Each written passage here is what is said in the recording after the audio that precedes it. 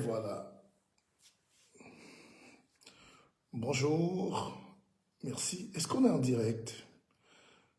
Ben oui, je fais juste cette petite apparition pour vous dire merci d'être là, d'être encore toujours nombreux, de me témoigner de votre gratitude.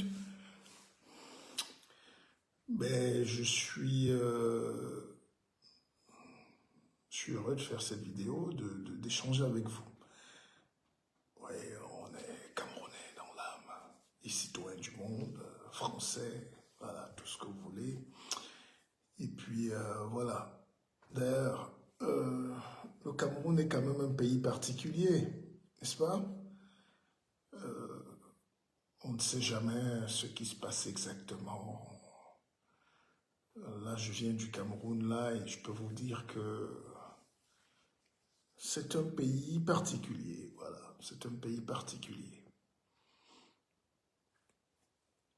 Mentalité différente, les gens sont différents, les choses ne vont jamais dans le sens dont on voudrait. Et puis, il faut accepter. Bon, voilà, donc, vous avez déjà vu une équipe qui doit jouer un match de foot, mais on passe plus le temps à faire des guerres, à faire des conflits, ça ne finit jamais. Peut-être c'est un système de gestion, peut-être que c'est comme ça qu'il faut, mais bon, pour des gens qui... Au Cameroun, il ne faut pas être trop dans la norme. Voilà. Il ne faut pas te dire que A plus B égale C, n'est-ce pas? Au Cameroun, il ne faut pas se dire 1 plus 1 égale 2. Hein. Voilà. 1 plus 1 égale 0, égale 10, égale ce que chacun veut. Donc, c'est compliqué. Mais il y a quand même un esprit camerounais, malgré tout. Il y a quelque chose. On peut tout dire, mais il y a quelque chose qui... voilà. Bonjour Diana, j'espère que tu vas bien. Tu es fidèle, hein, Diana? Eh, j'ai oublié de dire aux gens. Mais Diana, mon actualité, c'est quoi? Partagez un peu le live. Je comprends plus les directs. C'est comme si on n'est même pas en live. Mais je ne sais pas ce que Facebook devient d'ailleurs. Il n'y a plus de vues, il y a pas, ça ne bouge pas. On parle dans le vide ou vous nous recevez. Est-ce que vous nous recevez au moins à la maison? Mais parce que je ne comprends plus rien à ce monde-là. Hein? Ils ont tout verrouillé, mais qu'est-ce que ça va devenir? On va faire comment? Il faut faire TikTok? Qu'est-ce qu'il faut? Hein? On fait des vidéos, rien ne bouge à l'écran, même si vous êtes 1000, il reste là une vue, deux vues, je ne sais pas ce qui se passe. Alors, donc, j'écoutais quelqu'un qui me parlait d'algorithme, que non, enfin, faut arrêter. Ils sont en train de détruire cet outil. Bon, bref, je disais que être Camerounais, c'est dur. Hein? Moi, je sors du Cameroun, je peux vous dire que c'est très dur. Je salue ce peuple. En même temps, on veut avoir pitié d'eux, en même temps, on veut réfléchir pour eux, en même temps, on veut... Voilà, les Camerounais sont particuliers. Ils aiment le chaos. Ils aiment le chaos lent. Ils aiment ce qui est mauvais. Ils aiment la difficulté. Ils sont nés là-dedans. Ils sont habitués. Ils sont habitués à la difficulté et ils croient qu'il faut l'imposer à tout le monde.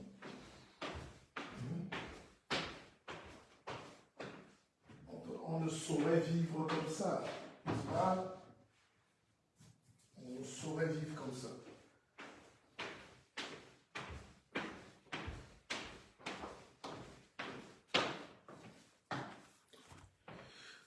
Voilà. Donc, bonjour à vous et je suis là.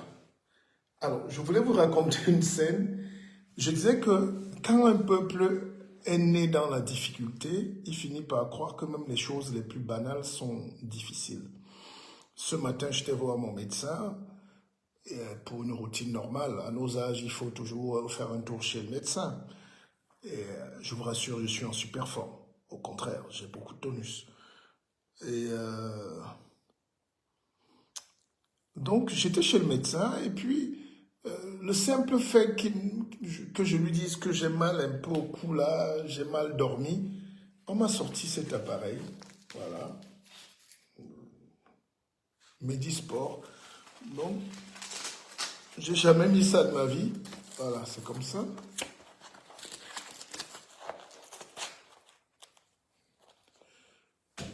C'est-à-dire, et ça coûte très cher. Ça coûte cher quand même. Mais c'est pour vous montrer, excusez-moi, je ne sais pas si c'est comme ça, mais c'est juste pour vous montrer à quel point on est au service. Oh, je ne sais plus comment ça se passe. Je ne sais pas, c'est juste pour vous montrer à quel point on est au service du citoyen. J'explique juste à mon médecin que j'ai une petite douleur au cervical. Directement, on te donne un appareil. Et c'est gratuit. Donc, malgré tout, tout ce que les Africains peuvent penser, quand vous êtes dans un pays où on met l'homme, l'être humain, au-dessus de tout, c'est un pays de Dieu. La France, c'est un pays de Dieu. Avec ses difficultés, on ne va pas revenir là-dessus, sur ses soucis, mais la France gagne toujours. Vous avez vu le Premier ministre Barnier qui a été nommé hier, passation de service vite fait à 18 h avec Gabriel Attal, qui pourrait être son fils, mais c'est un échange courtois, c'est la politique, mais les deux parlent de l'avenir de la France. Alors, donc ça devrait inspirer les Africains en général pour dire non, voilà comment un pays se bâtit, avec de l'intelligence, avec de la retenue, avec de la sagesse. Mais chez nous, au Cameroun, précisément, tout est sorcellerie. Des mecs passent des années à vous dire qu'ils ont étudié le droit, d'autres en sont agrégés, d'autres en sont docteurs, tout ce que vous voulez, mais d'une bêtise infernale. Et c'est pour ça qu'il faut revenir sur la notion d'intelligence, d'intellectuel, d'élite. Qu'est-ce que vous appelez élite en Afrique? Qu'est-ce que vous appelez un savant? Qu'est-ce que vous appelez un penseur? Qu'est-ce que vous appelez un homme intelligent? Parce que pendant que je fais mes études, j'apprends à souder le fil ou à coudre, et on me donne un diplôme de docteur en soudure de fil. Qu'est-ce qui garantit que humainement je suis constitué? Qu'est-ce qui garantit que ma santé mentale tient? Qu'est-ce qui garantit que émotionnellement j'ai un équilibre? Qu'est-ce qui garantit que je suis un homme viril? Qu'est-ce qui garantit que je peux répondre, je suis responsable, que j'ai une famille? Vous ne pouvez pas gérer les familles. Les gens n'en ont pas parfois un enfant, même adopté. Mais c'est des gens qui veulent gérer quand même des vies, des pays, hein, c'est quand même compliqué le Cameroun, c'est quand même compliqué. Donc, moi j'ai dit par exemple, je ne m'associe plus à tous ces mouvements extrémistes, panafricanistes, tout ça là, ça ne me sert à rien aujourd'hui. Le panafricaniste même parfois ne vit pas en Afrique, d'accord? Il ne connaît rien du continent. Pour lui, panafricanisme veut dire rester dans la misère, parce qu'on est africain. Alors que, à l'origine même, le mouvement panafricaniste a été créé par des Jamaïcains, des Américains, le docteur Dubois, Marcus Garvey. Et ils venaient faire leur fête à Londres, et puis c'est de là, et ils ont pensé à un retour des Noirs américains en Afrique par le Libéria. Donc, est-ce que c'est les Africains? Qu'est-ce qu'on attend par panafricanisme? Moi, je sors du Cameroun, je peux vous dire que c'est un pays hyper compliqué. Je ne dirai rien d'outrageant, ce n'est pas mon registre. Je suis sorti de cette académie-là depuis, mais c'est un pays où les gens deviennent méchants au quotidien. Dans les bureaux, quelqu'un vous bloque le dossier, dit vous ne serez pas payé. Il vous manque tel. Il vous fait faire 1000 tours pour un petit truc qu'on peut faire en 10 secondes, 10 minutes.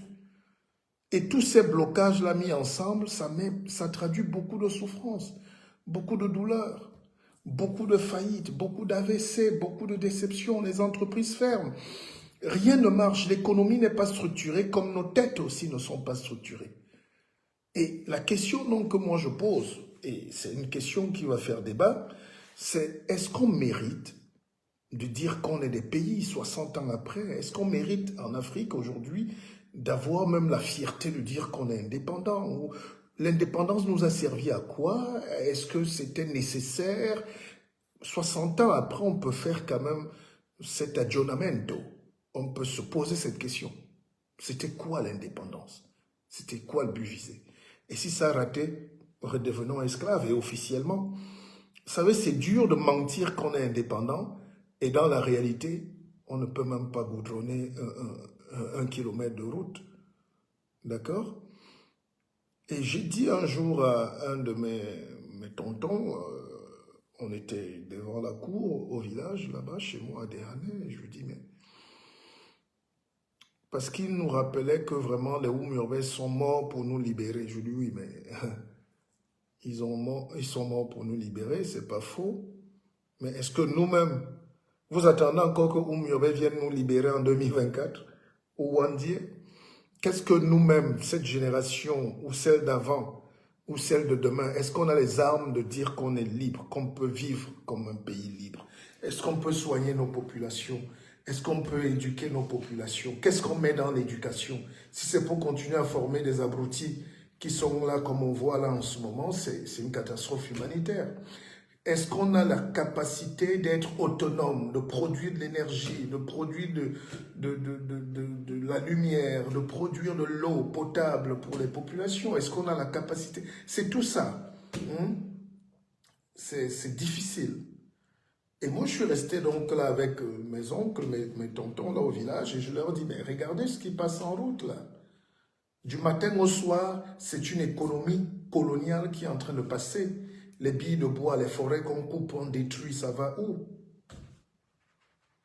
Quand ce n'est pas en France, ici, ça va en Chine. Et qui est le patron? On dit le Bolloré. Je dis, voilà l'huile de palme qu'on est en train de détruire, de couper, tout ça va où? Hein, c'est pour qui? Soca Palme, ça appartient à qui au Bolloré? Voilà, dans mon village, il n'y a plus de terrain pour planter même un régime de plantains. Parce que c'est la PHP, quoi, hein? La bananeraie de Ndjombe. Ils sont à Deshanais, ils sont chez moi, ils ont tout détruit à Ndjombe, ils sont en train de tout raser à Penja, ils ont tout détruit à Deshanais, dans mon village. Et tout ça va où? C'est la France. Et puis, la banane, l'huile de palme, le bois, les porcs, tout. Qu'est-ce que vous avez en africain aujourd'hui en termes d'économie? Il reste 2 ou 3 commerçants bamileke là qui se battent pour que le pays ne disparaisse pas dans la débrouillardise, la filouterie, un peu là, les petits services, le déballage, la bayam selam, la brocante, les petites choses comme votre entraîneur. Donc, humainement, quand vous vous regardez aujourd'hui, est-ce qu'un Africain sérieux a le droit de dire qu'il est africain, c'est-à-dire autonome et libre? Alors, quand vous avez fait ce constat d'échec, c'est violent. Vous vous dites, on a 2 solutions. 1, il faut renégocier. 2, il faut apprendre. 3, il faut faire profit bas. Et c'est ce temps d'apprentissage-là qui n'est pas permis en Afrique. Tout le monde est devenu expert.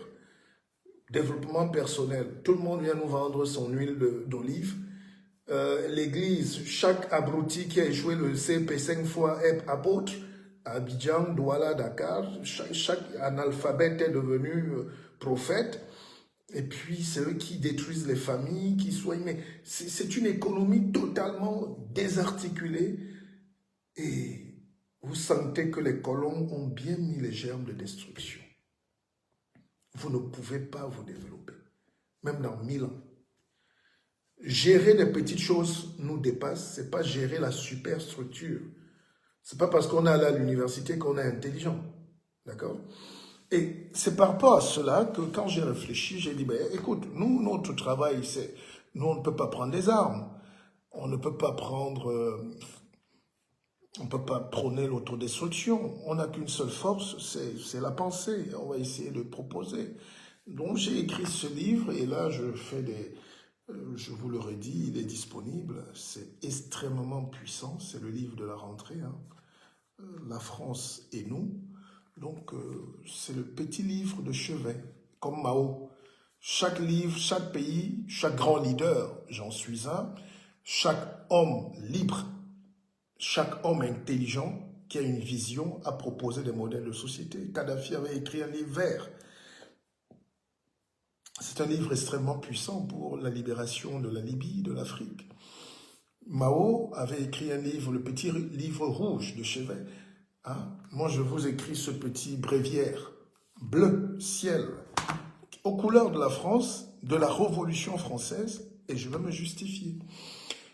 Et je vais vous expliquer, pas me justifier, je ne vous dois rien. Donc, ce que je voulais dire, c'est que si on n'a pas atteint ce niveau de la réflexion, où la pensée doit aller cogner l'autre pensée, on va tourner autour du pot. Gérer une équipe nationale nous dépasse.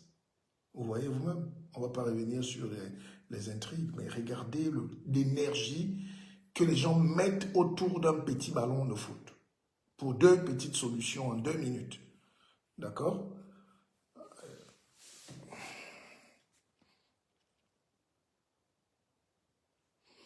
Alors, Hortense Biren à Mougnol, elle me dit, la dite indépendance avait été le projet de quelqu'un d'autre que nous-mêmes.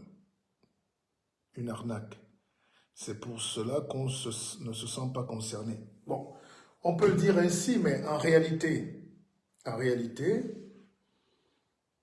il n'y a pas d'arnaque. Quelqu'un d'autre ne peut pas dire que tu es indépendant. C'est pour ça que parmi tous les pays qui ont eu accès à l'indépendance, entre guillemets, il faut respecter 3 pays principalement. L'Indochine, qui a lutté, l'Algérie, hein, les Ben Bella, c'était l'Algérie. Quand je vois des Algériens qui jouent les racistes aujourd'hui, j'ai envie de pleurer, parce qu'ils sont ignorants de leur propre histoire. C'est l'Algérie qui portait l'indépendantisme africain. La plateforme de la révolution, c'était Alger. Hein. C'est eux qui finançaient les Oumiobe, c'est eux qui finançaient les... Voilà. Donc, et puis il y a eu le Cameroun qui a eu cette force-là d'activer la pensée de libération très tôt, dès 1930, 1929, jusqu'en 1948 à la création du PC. Donc, c'est autant de choses.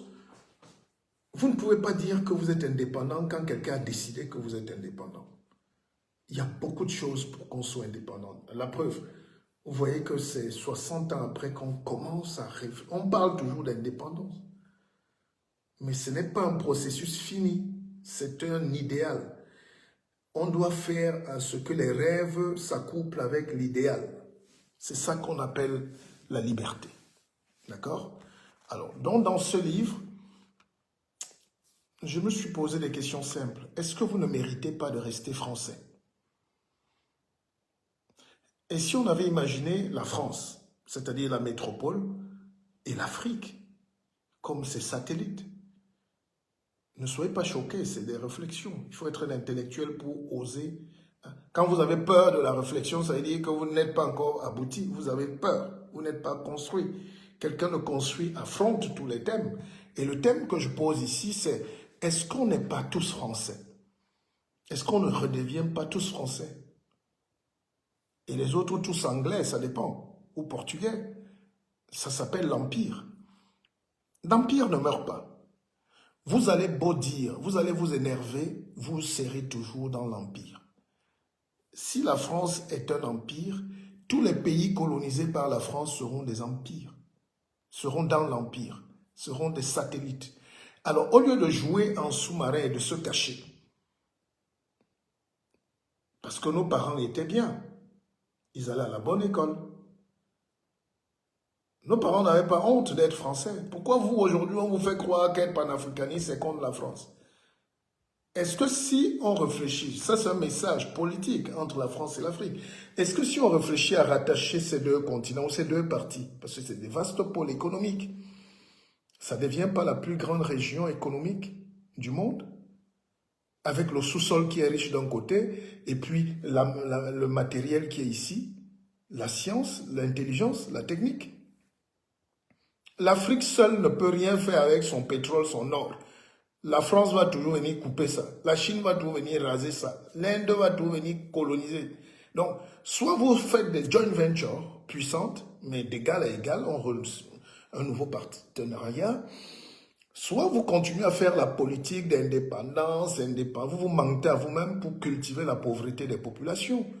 En 1960-70, les gens étaient très riches au Cameroun déjà, parce qu'ils avaient accès à la bonne éducation, à la santé. Ils venaient en France, ils étaient français. La France, pas en tant que pays simplement, mais en tant que superstructure, une grosse idée d'un pays qui est super puissant, qui peut construire la route quand il faut en 2 heures. Pas faire 10 ans pour construire 10 kilomètres de route. Quel est le pays africain, francophone du moins, qui a la capacité aujourd'hui de donner la satisfaction à ses populations? Même les petites satisfactions basiques, les petits plaisirs nous échappent. Vous ne pouvez pas. Vous ne pouvez pas. Parce qu'un pays est plus fort que ça. C'est plus mystique, c'est dur. Je comprends bien, il y a des hystériques qui vont tomber sur cette vidéo. Qu'est-ce qu'il raconte? Évidemment, c'est un maître qui parle. Vous, à part vous cacher et être nerveux, nous sommes indépendants. Moi, je sors du Cameroun. Citez-moi un seul truc au Cameroun fabriqué par des Camerounais et qui peut être vendu dans le monde entier. Citez-moi un seul secteur de l'économie que vous maîtrisez. Je n'ai pas dit d'égorger les poulets ou de souder les motos à Bafoussam. Je dis, quand vous regardez, est-ce qu'on a la capacité intelligente et intelligible de construire un pays aujourd'hui? Allez dans tous ces pays, le Bénin, le Togo, le Gabon, tout ça là, c'est des villages, c'est des forêts, c'est des bidonvilles. L'économie n'atteint même pas parfois une petite ville comme Montargis, l'économie de tout un pays. Vous prenez une ville en Bretagne, en France, une petite ville, même comme Vitré. Vitré a plus d'entreprises que toute la Côte d'Ivoire réunie. Vitré qui est une ville de 3000 habitants. Donc, si vous n'avez pas ce regard froid là pour dire demain, vraiment cherchons à disparaître ou à s'aligner. On vient, on forme nos enfants là, ils sont ingénieurs, ils sont tout ce qu'ils veulent, docteurs et tout. Ils rentrent faire la moto, hein. Ou bien ils restent faire vigile ici. Parce qu'on n'a pas préparé un pays. On n'a pas préparé un pays. Vous montez même une entreprise au Cameroun, comme on est dans une économie de la méchanceté, les impôts, tout ça là, la mentalité, pour me faire payer dans une société, vous pouvez attendre 3 ans. Parfois, vous n'êtes pas payé pour un service. On trouve toujours un truc de dire, il n'a pas fait, vous n'avez pas fait, vous n'avez... Tout ça pour que rien, qu'il n'y ait pas de traçabilité. On n'a pas encore atteint l'intelligence suprême de s'entendre au dernier moment. Chez nous, qu'est-ce qui amène la guerre? C'est qu'on n'a pas désactivé la bombe au dernier moment. Regardez tous les grands pays. Nous sommes en France. Parfois, vous avez l'impression que le Front National va prendre le pouvoir, la guerre va commencer, et puis paf, à la dernière minute, paf, consensus. La politique est donc le royaume du consensus. Le noir ne sait pas faire le consensus. On va à la bagarre, on casse tout, on se poignarde et on perd nous tous et on revient pleurer. Il n'y a pas d'intelligence. Il n'y a pas d'intelligence. Restons juste dans le football, vous faites vos conclusions. Moi, je n'ai pas trop d'énergie à dépenser.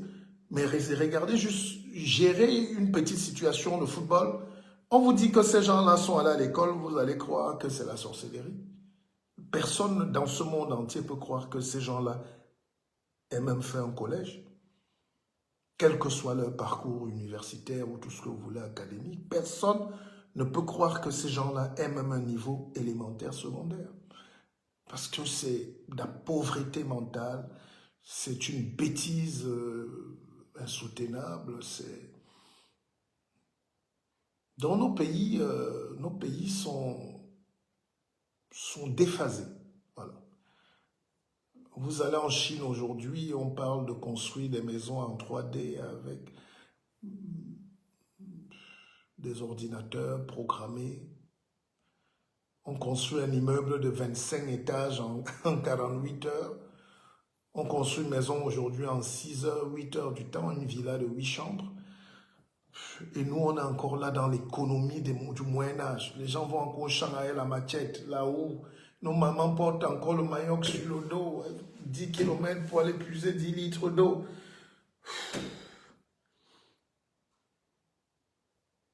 Faites vous-même votre aggiornamento, faites vous-même posez-vous des questions, qu'est-ce qui ne va pas dans vos vies? Et moi, je ne vais pas passer ma vie à misérer, à être justicier de la misère. Quand on ne peut pas, on dit on ne peut pas. Les Chinois nous ont montré qu'on peut partir de rien, mais il faut de la spiritualité. C'est pas ce que vous criez là sur les réseaux sociaux. Vous n'êtes pas spirituel, vous ne connaissez rien de la spiritualité. On ne peut pas dire qu'on est spirituel et on prie pour que les autres brillent. Vous dites ça à ces abrutis-là, ils peuvent vous tuer. Parce que vous gâtez leur dîme. Vous ne pouvez pas prier pour que les autres soient la même. Vous récitez. Chaque livre est un combat géopolitique.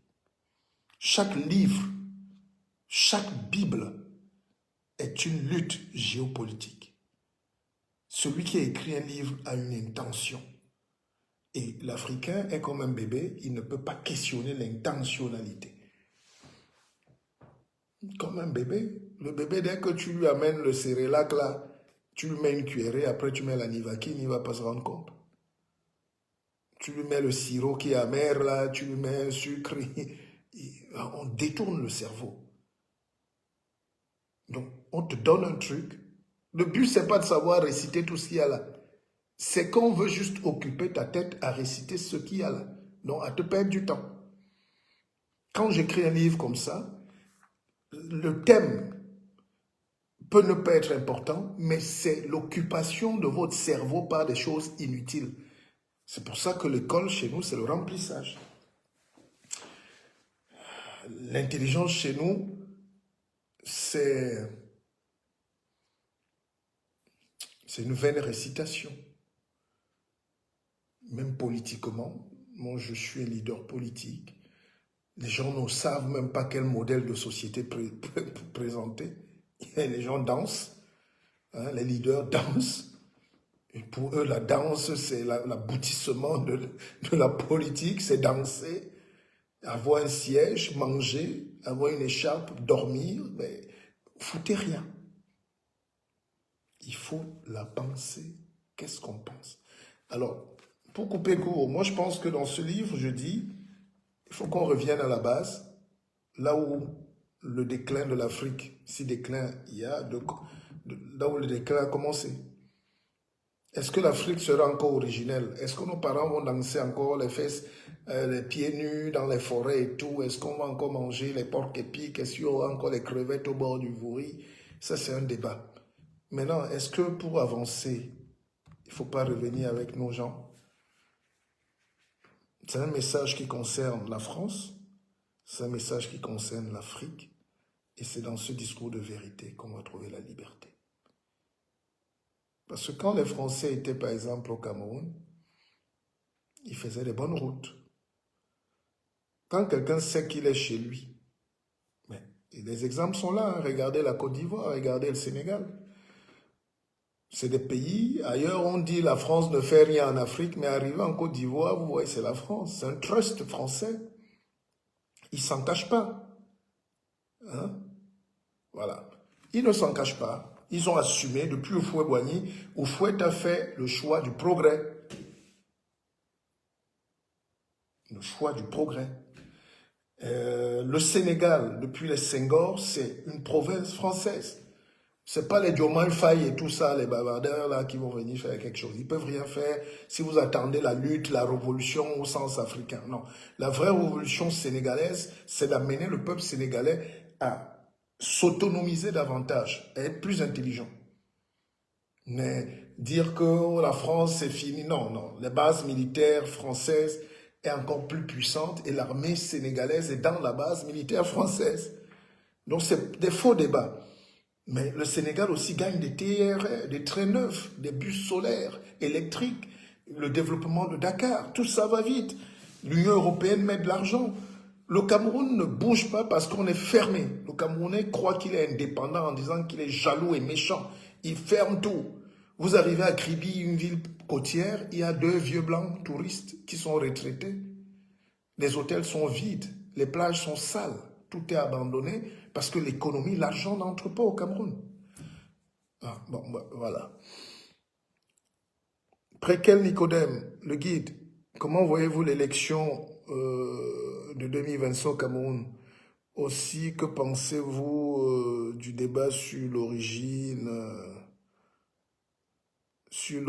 africaine des Jeux, l'origine africaine des Jeux Olympiques?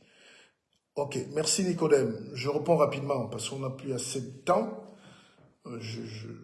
Évitons de rester longtemps sur la toile, hein, c'est contre-productif. Les gens n'ont plus le temps. Alors, l'élection présidentielle de 2025 a un vecteur central, c'est la position du président Paul Biya. Bon, physiquement, il est surprenant, il marche encore. À cet âge-là, généralement, c'est fauteuil roulant. Il y a très peu d'hommes au monde qui se tiennent encore debout, même si c'est difficile, vous sentez bien qu'il rame. Mais le vieux est là. Maintenant, la question centrale, moi, ça ne m'intéresse pas. Tout le dessin autour là ne m'intéresse pas. C'est Paul Biya qui doit être l'élément central. On doit pouvoir analyser ses comportements, sa résistance, son intention et son ambition. S'il n'est pas candidat, c'est un nouveau pays qui se récrée. C'est une nouvelle élection. S'il est candidat, la donne ne va pas changer pratiquement. Je ne crois pas au peuple, moi. Je ne crois pas aux Camerounais. Ne les voyez pas là, ils aiment leur bière. N'allez pas prendre une balle de shérif là pour jouer les héros dans ce pays. Ces gens-là aiment leurs petits plaisirs. Dans un pays où les petits plaisirs dépassent les grands, ne vous mêlez pas. Acceptez qu'on vous traite de traître. Acceptez qu'ils vous insultent. Acceptez qu'ils disent que oui, tu ne mouilles pas le maillot. Mais vous avez vu en France, quand les gilets jaunes ont un problème, la vie est dure, la vie est chère, ils ne peuvent pas payer les loisirs, les vacances, la nourriture. C'est eux-mêmes qui bloquent, qui se mettent là à revendiquer.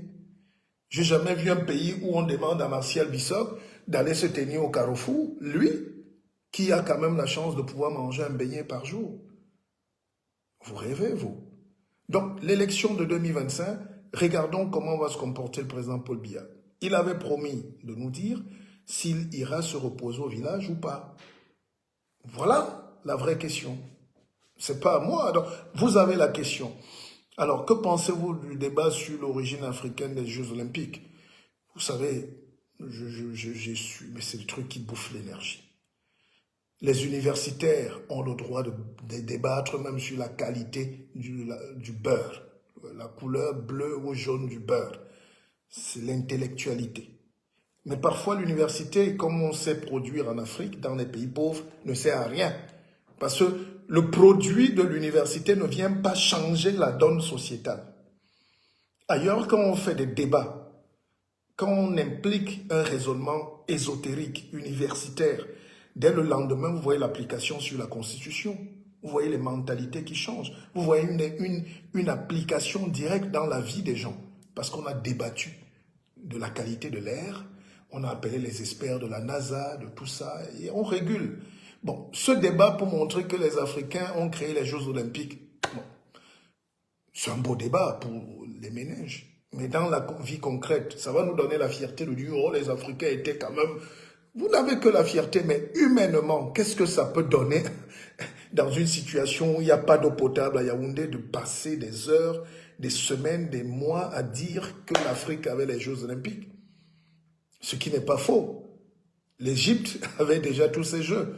Mais dès qu'on a dit ça, ça va empêcher quoi? Donc, vous donnez trop de place à l'élite universitaire au Cameroun qui n'a rien à voir avec la marche d'un pays. Ils sont totalement carriéristes parfois et déphasés. Et voilà, ce débat par exemple, l'élection présidentielle en 2025, quel dirigeant pour le Cameroun en 2025? Voilà un débat universitaire. Voilà un débat concret. Et là, vous appelez des politistes, des politiciens, des géostratèges, de tout ce que vous voulez, des historiens même, des sociologues, tout ce que vous voulez, anthropologues, et ils ressassent, ils exhument donc le savoir pensant et savant qui va mener à la 3Disation. Voilà, ils vont formaliser quelque chose, peut-être de virtuel, mais de réel, sur qui peut diriger le Cameroun demain. Ailleurs, ça se passe comme ça. Voilà. Donc, Voilà un peu ce que je voulais dire. Et comptez sur moi, mon retour sur les réseaux sociaux va être plus intense parce que je dois prendre la place. Nous avons laissé trop de gens faire et je compte sur vous pour partager mes publications, pour m'encourager davantage en achetant mes publications, mes livres, en vous abonnant sur mes pages massivement, en créant le débat. Ce débat-là sur l'élection présidentielle, par exemple, en France, ou au Cameroun, pardon, est utile. Ce débat sur le panafricanisme au Cameroun ou en Afrique, au Sénégal, en Côte d'Ivoire est utile. Ce débat sur la place de l'Afrique, des Noirs en France est utile. On vient de nommer Barnier. Il va faire un gouvernement, on va aller te réciter, te repêcher une fille là-bas avec les gros mollets. On va dire qu'elle est ministre de rien. Est-ce qu'il n'y a pas de Noirs en France assez éduqués, assez forts pour être au devant de la scène? Est-ce que notre jeunesse va finir dans le rap, le football? Est-ce que notre jeunesse, c'est seulement Kylian Mbappé ou les Jeux Olympiques? Dès qu'on a fini les Jeux Olympiques, pourquoi quand il y a les débats à la télé française, CNews, tout ça là, on ne voit pas des Noirs équilibrés, on ne vous voit plus, on ne voit plus des politiciens, des géopolitologues, des grands avocats, on ne voit plus des savants africains, on ne voit plus des grands avocats. Vous dormez dans l'Inganda, vous mangez quoi, la peau de chèvre, vous êtes content? C'est ce discours aussi que je tiens. J'étais avec mon frère, mon petit frère Joël Penda, on a failli perdre notre vie au Cameroun parce qu'on a pris le risque d'aller ouvrir une usine. Je lui dis déjà merci à travers cette vidéo, je pense qu'il est connecté. Il ne doit pas me fuir. Ce n'est pas parce qu'on a échoué qu'on abandonne. On peut laisser tomber le projet, mais on doit être fier d'avoir osé. Mais quand vous arrivez là-bas, vous ne pouvez pas imaginer ce que vous subissez comme haine, violence et tension. Donc, l'Afrique est hermétique. Il y a une partie de l'Afrique qui est hermétique au progrès. Et ça se voit beaucoup au Cameroun. Ils veulent rester comme ça. Ils veulent qu'on paye, qu'on dépanne, qu'on donne de l'argent, mais personne ne veut s'améliorer. En Côte d'Ivoire, on est plus ouvert. Peut-être au Gabon aussi. Mais bref, c'est un débat. Allez, sur ce, bon vendredi à vous. Partagez-moi cette vidéo et merci de vous connecter. Pour ceux qui veulent le livre, vous allez partout, hein, à la FNAC, chez Amazon. Il est en train de partir comme des bouts de pain. J'ai souvent fait des livres de 300 pages. Là, c'est une centaine de pages. Voilà, ça se lit vite pour la famille, les enfants, tout le monde. Et les commandes s'en vont à une vitesse astronomique. Je suis fier. Je suis très fier de vous. Continuez de pousser, de vous... Voilà. Et je suis ouvert à toutes les dédicaces. Pour ceux qui veulent les dédicaces, vous m'écrivez directement. Et voilà. Donc, sur ce, bon vendredi et bon week-end à vous. Je vous aime beaucoup.